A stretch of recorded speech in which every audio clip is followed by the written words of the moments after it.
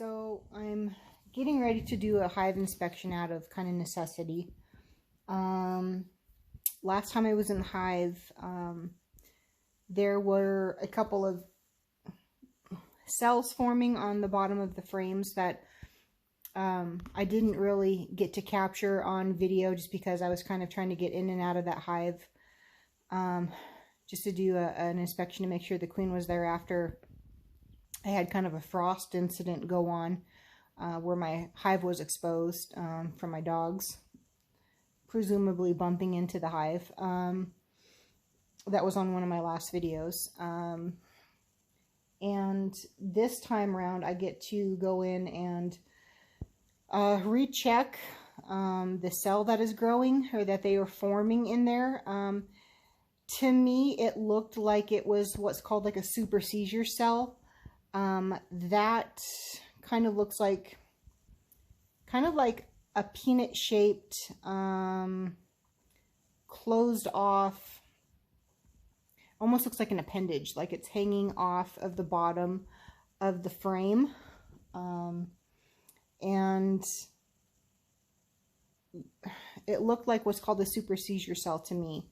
That's kind of where the bees are getting ready to, they're either getting ready to swarm, or they might be looking at raising a new queen.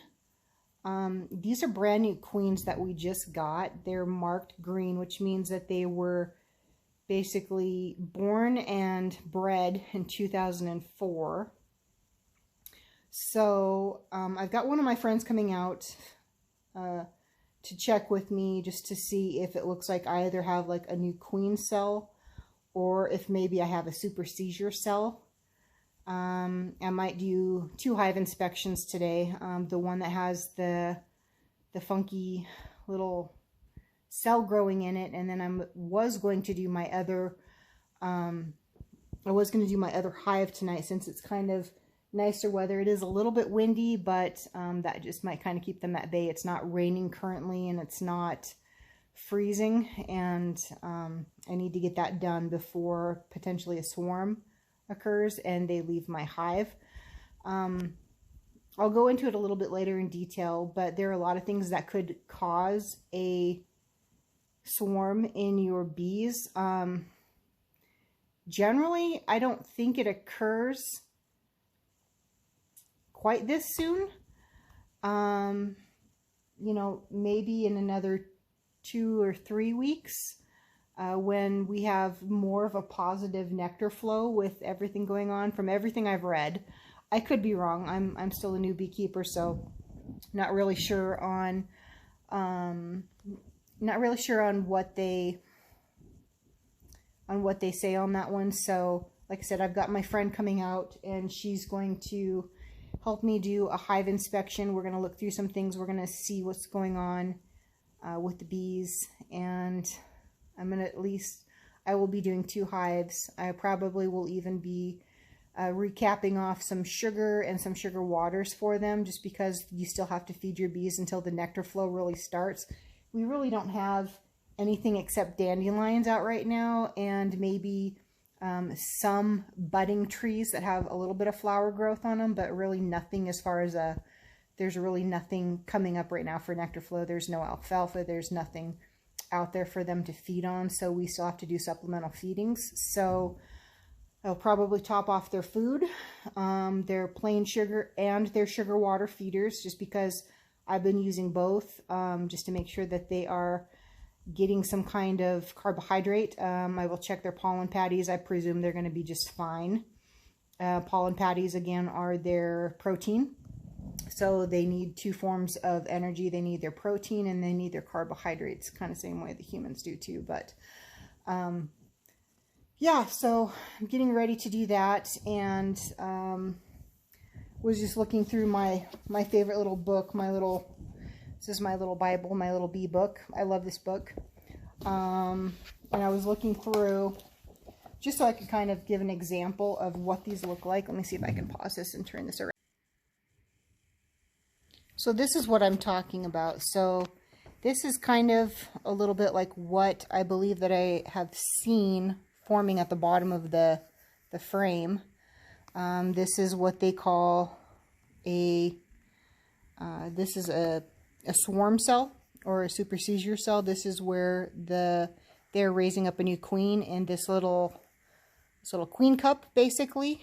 They kind of start out looking a little bit more like this, but then they kind of, once they got their virgin queen in there, they will cap her off, and half the colony will take off with her. So I don't need a swarm. I don't need somebody trying to take over. I don't need my brand new queen fighting with a new queen that's in there. So we need to kind of see what's going on. If I need to basically,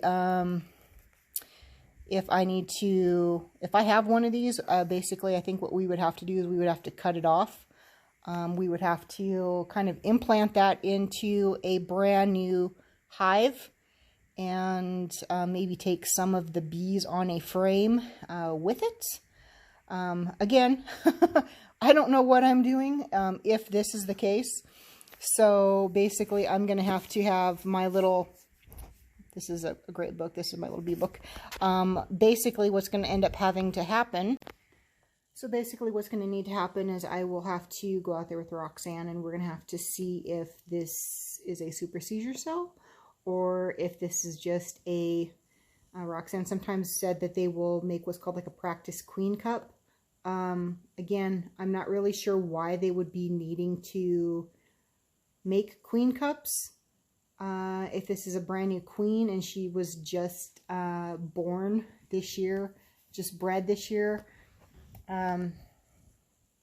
So as you can see, this is kind of a confusing journey sometimes with the processes of what you're needing to do. But hopefully the next video I will have Roxanne doing some filming for me. We can kind of see what's going on and take a look at what's going on in the hives. So I guess just stay tuned for that.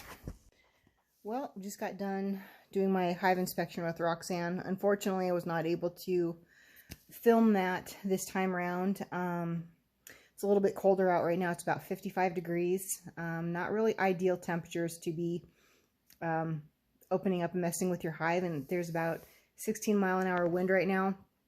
And barometric pressure is rising because it looks like it's getting ready to rain. So that unfortunately makes your bees a little bit pissy. They don't like to be exposed to the elements, and they can definitely feel it when there's inclement weather coming in. So it was both Roxanne and myself, both hands on deck, trying to go through the hive and just look at everything, look at, make sure they've got enough food. We did have to refill on their sugar and their sugar water, especially since it's going to be kind of yucky weather for the next roughly week. They're probably not going to be out foraging a lot, so they're going to be stuck in the hive. Need to make sure that they don't run out of food. Did see positive signs of them putting nectar in, whether or not that's from their sugar water or if they're actually out there able to forage and find any nectar right now. Saw a lot of capped brood. That means that, the queen's been there. She's been laying. More specifically, there's signs of open cells with kind of look like wet cells. There's basically just like little eggs in there, and signs of larvae, and they're uncapped larvae. So she's been there recently laying. Unfortunately, on both of the hives that we did an inspection on, we could not find the queen. So either she's hiding somewhere on the frames, the bees are covering her up, keeping her kind of concealed, or she's on the inside of the box somewhere where we're not able to find her. So, but we're able to see signs of her in there. We're able to see positive signs of eggs and larvae. So we know that she's still in there. She's still doing her job. So that's good. Sorry, I'm out of breath. It's just like we were working super fast. One of these days I'm going to have to do a video on our equipment, basically our suits. Sometimes they're just a little bit, they're hard to breathe in. Also, sometimes I find myself in an effort to, you know, move fast but move slow, you know, trying not to squish anybody when we're doing a hive inspection. Sometimes I find myself holding my breath. I don't know why. Yes, my face is like, I have a little bit of red face. That is a little bit from the wind, facing the wind, because I was trying to look through all the cells as quick as I could. I was trying not to expose any eggs or any baby larvae to too much of a cold gust of wind. I don't need to have any die off from that. What I thought was that little peanut shaped, like that little super seizure cell, just turned out to be kind of funny shaped, like call it like burr comb, is what it's called. And it was just, I think the one that I was looking at was a little bit shaped like it. It wasn't hollow. It didn't have anything in it. You just kind of break those off the bottom of your frames and, you know, just hold the wax for later or whatever. So there weren't any eggs in them. There weren't any, there wasn't anything on there that needed to be delicately handled. It was just a buildup of extra comb that they haven't utilized yet. So we just kind of scrape it off and just kind of clean up those frames so that way they don't build out their comb in like really funky shapes. So that way when you try to take out the frames, you know, you don't want anything like ripping, tearing, especially if they try to utilize it for putting eggs and brood in. So you kind of have to just look at it. You have to be careful, and you have to, you know, kind of extract it to make sure that it doesn't accumulate and kind of clog up your hive.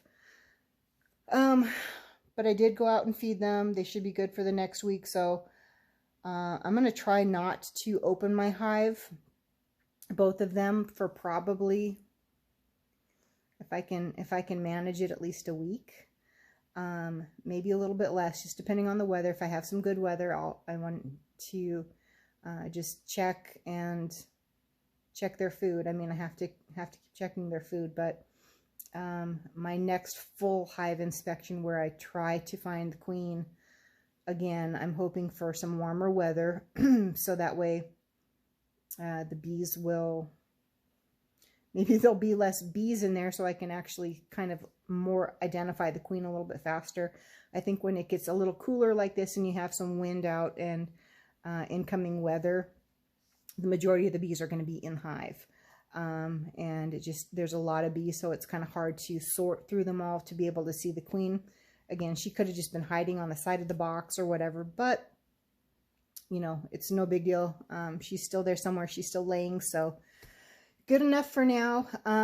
My beekeeper friend, Roxy, just feels like everything looks good in there too, so I can just, I can relax a little bit now and not have to worry about whether or not my bees are going to swarm or take off on me. So, but that is it for now.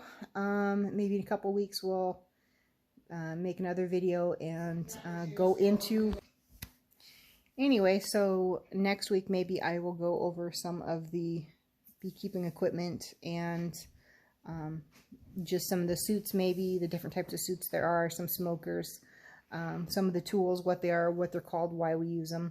And just kind of go into that, and maybe it'll be just a little bit more of an educational video on that one. So, all right. Hope everybody's having a good evening, and we'll